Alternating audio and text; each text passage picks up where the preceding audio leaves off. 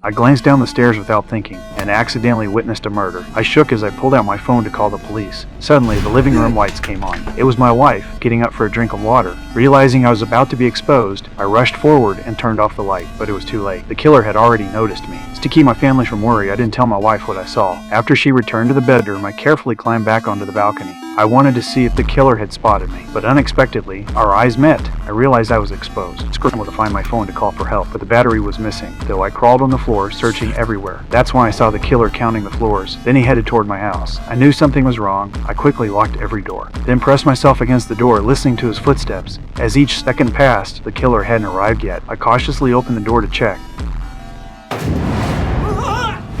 The next second revealed the truth. It was just a dream. I got up and went to the living room, but I didn't dare go near the balcony again. It was 4 in the morning. I guessed the killer might not have seen me. After a moment of thought, I decided to give up on calling the police. But I didn't know. The woman downstairs hadn't died. She reached for her phone. She used all her strength to dial for help, but she didn't realize the killer hadn't left. Seeing she hadn't died, he struck her again, cruelly, until she finally stopped breathing. The next morning, I saw a lot of police downstairs. Looking at the blood on the floor, an indescribable sadness rose in me. Before going to work, I returned to the scene. Standing where the killer had been the night before, I looked up toward my house. A deep unease filled me. The murder I witnessed last night left me dazed all day. My mind replayed every detail.